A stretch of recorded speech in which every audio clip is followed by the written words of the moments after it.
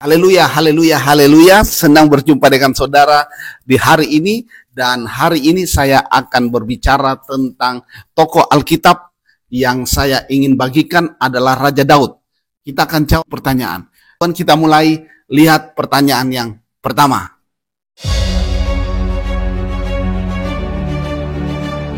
Daud adalah raja kedua Bani Israel atau bangsa Israel.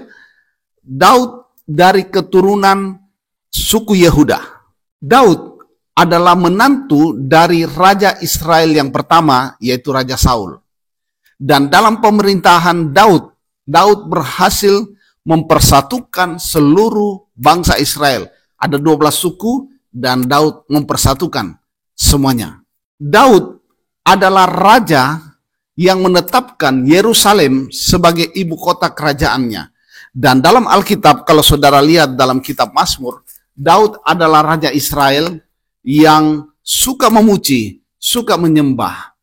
Jadi ini satu keistimewaan dari Raja Daud, membangun pujian dan penyembahan. Bukan hanya itu, kalau saudara lihat dalam kitab Mazmur, dia juga pandai bermain musik. Itu sebabnya sewaktu Raja Saul membutuhkan seorang pemain musik untuk menenangkan jiwanya, batinnya, maka diambillah seorang bernama Daud, ya, anak Isai, orang Bethlehem.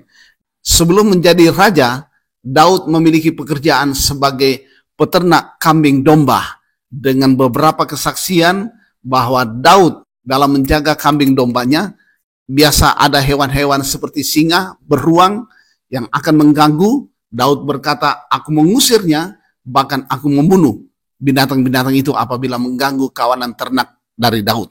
Dan satu hal yang pasti, Daud sangat dikenal karena dialah yang membunuh Goliat, raksasa dari Filistin itu.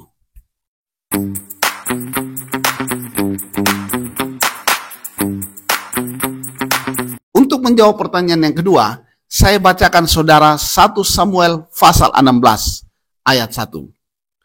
Berfirmanlah Tuhan kepada Samuel, berapa lama lagi engkau berduka cita karena Saul? Bukankah ia telah kutolak sebagai raja atas Israel? Isilah tabung tandukmu dengan minyak dan pergilah.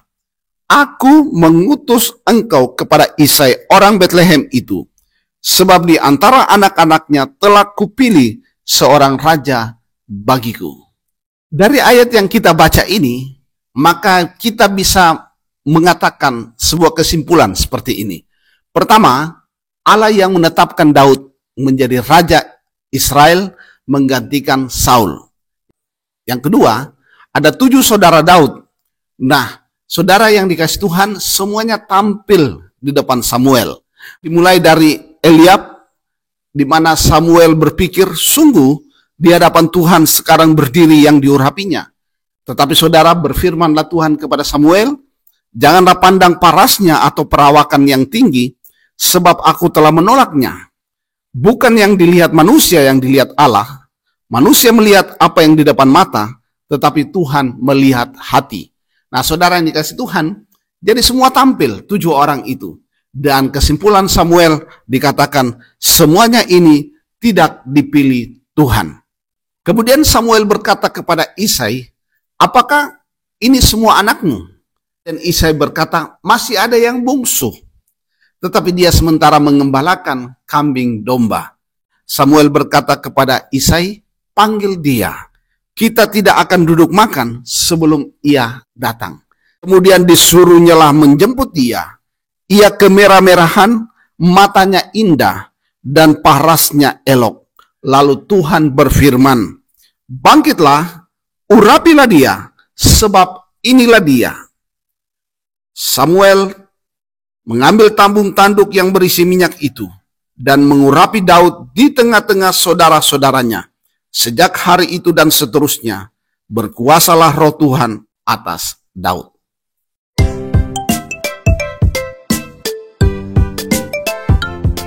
Nah, saudara yang dikasih Tuhan, pertanyaan ketiga ini sangat menarik, ya. Nah, untuk menjawab pertanyaan yang ketiga ini, maka kita bagi dalam 3 bagian besar yang kita sudah jelaskan bagaimana proses Daud menjadi raja, ya, melalui pengurapan yang dilakukan oleh Samuel maksud saya. Dan itu adalah pengurapan yang pertama. Nah, saudara yang dikasih Tuhan, tidak ada ayat di Alkitab usia berapa waktu Samuel datang ke rumah Isai dan mengurapi Daud dengan tabung tanduknya menjadi raja. Tapi mari kita melihat dalam pengurapan pertama ini, saya mengambil usia Daud saat itu yaitu 17 tahun. Mengapa saya katakan 17 tahun? Karena saudara baca ayat itu dikatakan mukanya kemerah-merahan, matanya indah, dan parasnya elok. Nah, kalau saya ambil 17 tahun, itu saya ingin mengatakan bahwa itulah masa transisi dari remaja menuju kedewasaan. Dan siap mengambil tanggung jawab lebih dalam hidupnya. Itu alasan saya pertama, kenapa usianya saya katakan perkirakan 17 tahun. Pada saat Samuel mengurapinya menjadi raja. Pengurapan yang kedua terjadi saat Daud berada di wilayah Yehuda, yaitu di Hebron. Saudara bisa lihat itu dalam 2 Samuel pasal 2. Ayat yang keempat di sana dikatakan, kemudian datanglah orang-orang Yehuda, lalu mengurapi Daud di sana menjadi raja atas kaum Yehuda. Nah, ini saudara pengurapan yang kedua. Pengurapan yang ketiga terjadi dalam 2 Samuel pasal 5. Saudara bisa lihat di sana, dikatakan seperti ini. Maka datanglah semua tua-tua Israel menghadap raja di Hebron, lalu Raja Daud mengadakan perjanjian dengan mereka di Hebron di hadapan Tuhan. Kemudian mereka mengurapi Daud menjadi raja atas Israel. Sini menarik, karena disebutkan umur Daud. Ayat 4, Daud berumur 30 tahun pada waktu ia menjadi raja. 40 tahun lamanya ia memerintah. Di Hebron ia memerintah atas Yehuda 7 tahun 6 bulan. Dan di Yerusalem ia memerintah 33 tahun atas seluruh Israel dan Yehuda. Total pemerintahan daripada Daud 40 tahun. Dan Daud meninggal pada usia 70 tahun. Nah, saudara yang dikasih Tuhan, pertanyaan ini menarik, ya, bahwa dari usia 17 tahun sejak Samuel mengurapinya dengan tabung tanduk berisi minyak untuk menjadi raja Israel, dan pada puncaknya yaitu secara fisik pada usia 30 tahun akhirnya Daud memerintah atas seluruh Israel Yehuda. Nah, saudara yang dikasih Tuhan, ada 13 tahun lamanya Daud menunggu, dan tentunya saya ingin menggarisbawahi bahwa Daud memiliki kesabaran. Bukan hanya kesabaran, tetapi ada hal yang harus kita pelajari dari Daud. Bahwa dalam pergerakannya, dalam mengambil keputusan, dia selalu melibatkan Tuhan. Kita bisa baca itu, saudara, di dalam 2 Samuel pasal yang kedua. Misalnya saya kasih contoh itu. Di sana di ayat itu berkata seperti ini, saudara, ya. Kemudian bertanyalah Daud kepada Tuhan, katanya, apakah aku harus pergi ke salah satu kota di Yehuda? Firman Tuhan kepadanya, pergilah.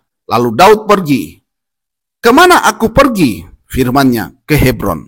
Jadi saudara bisa lihat, Daud selalu melibatkan Tuhan dalam mengambil keputusan. Daud selalu bertanya kepada Tuhan.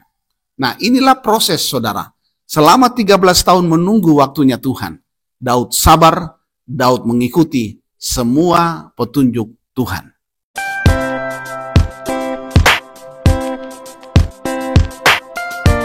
Nah, saudara yang dikasih Tuhan, untuk menjawab pertanyaan ini, mari kita lihat apa yang dikatakan atau disaksikan seorang hamba daripada Saul, ya. Dalam 1 Samuel pasal 16 dikatakan di sana di ayat 18, lalu jawab salah seorang hamba itu, katanya, sesungguhnya aku telah melihat salah seorang anak laki-laki Isai, orang Bethlehem itu, yang pandai main kecapi.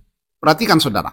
Ia seorang pahlawan yang gagah perkasa, seorang prajurit yang pandai bicara, elok perawakannya, dan Tuhan menyertai dia.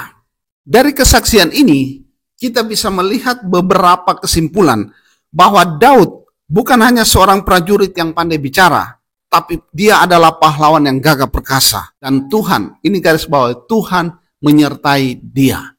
Penyertaan Tuhan atas Daud dilihat oleh orang. Semoga penyertaan Tuhan atas kita dilihat oleh orang. Yaitu apa? Kita bisa menjadi kesaksian, kita bisa menjadi berkat, kita bisa memberikan orang solusi untuk bisa keluar dari masalah, untuk bisa keluar dari kesulitannya. Dan solusi terbaik adalah firman Tuhan. Jadi ini kelebihan Daud. Dia selalu disertai Tuhan karena Daud menyerahkan seluruh kehidupannya, menyerahkan seluruh aspek hidupnya, keputusannya, menyerahkan seluruh kepercayaannya hanya kepada Tuhan.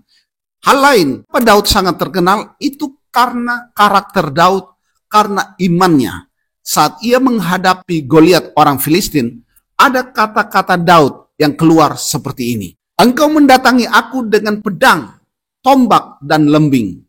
Tetapi aku mendatangi engkau, kata Daud kepada Goliat, dengan nama Tuhan semesta alam, Allah segala barisan Israel yang kau tantang itu. Jadi ini perkataan iman, keyakinan, kepercayaan Daud dalam peperangan. Hasil dari perkataannya itu, secara fisik, akhirnya Daud menang atas Goliat. Daud membunuh Goliat, raksasa Filistin itu. Dan akhirnya keluarlah pernyataan atau ungkapan atau kata-kata masyarakat seperti ini. Saul mengalahkan beribu-ribu musuh, tetapi Daud berlaksa-laksa. Itu sebabnya saudara yang dikasih Tuhan, timbul iri hati pada Saul akibat perkataan ini. Dan inilah awal terkenalnya Daud, yaitu saat ia membunuh Goliat orang Filistin itu. Dan masyarakat atau nyanyian itu berbunyi, Saul mengalahkan beribu-ribu musuh, Daud mengalahkan berlaksa-laksa. Apalagi yang membuat Daud terkenal, yaitu soal persahabatannya dengan Yonatan, anak Saul. Ini persahabatan yang bisa menjadi contoh teladan bagaimana seseorang bersahabat. Ya, saudara sudah tahu Saul ingin membunuh Daud dan Saul memiliki anak yang bernama Yonatan dan mereka sangat bersahabat. Kemudian saudara, ada peristiwa di mana Daud bukan hanya jatuh dalam perselingkuhan dengan Batseba, tetapi Daud juga membunuh Uria, suami Batseba. Dan dalam peristiwa ini yang terkenal adalah pertobatan Daud dari peristiwa pembunuhan terhadap Uria dan perselingkuhannya dengan Batseba. Kelebihan lainnya saudara, hanya Raja Daudlah yang bisa merebut Gunung Sion dan Yerusalem. Alkitab berkata, tetapi orang Yebus, penduduk kota Yerusalem, tidak dapat dihalau oleh Bani Yehuda. Sehingga orang Yebus, penduduk asli Yerusalem ini, jadi sombong dan berkata kepada Daud, engkau tidak dapat masuk kemari. Tetapi fakta sejarah membuktikan, Daudlah Raja Israel yang merebut kubu pertahanan Sion, yang dia namakan kota Daud, yaitu Yerusalem. Hal menarik lainnya tentang Daud, sampai dia terkenal, karena Daudlah yang memulihkan pujian dan penyembahan. Mendirikan pondok Daud, di mana Tuhan menjadi pusat dari pujian dan penyembahan. Ini pada zaman Daud. Jadi Salomo terkenal dengan hikmatnya, kalau Daud terkenal dengan pujian dan penyembahannya. Daud itu sangat terkenal dan tunduk pada Allah yang dia sembah, Allah Abraham, Ishak, dan Israel. Dia taat dan tidak ada pergerakannya yang tidak dia beritahukan atau melibatkan Tuhan. Itulah kehebatan Raja Daud dibanding dengan raja-raja Israel yang lainnya.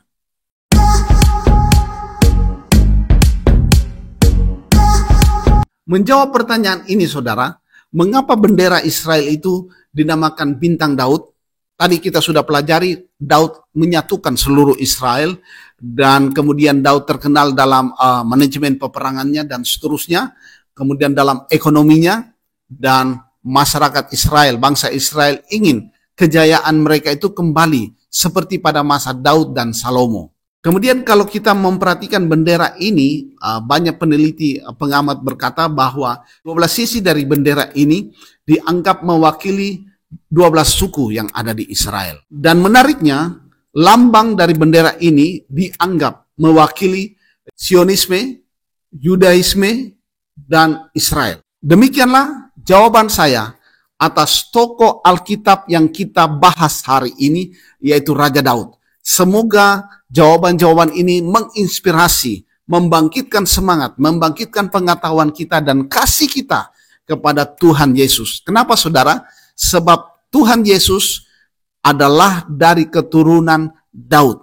Nah saudara yang dikasih Tuhan, ada saya mau tambahkan sedikit bahwa Israel itu 12 suku. Dan setiap 3 suku ada panji-panjinya, ada benderanya. Dan Yesus Kristus adalah keturunan Daud dari suku Yehuda, di mana panjinya adalah singa.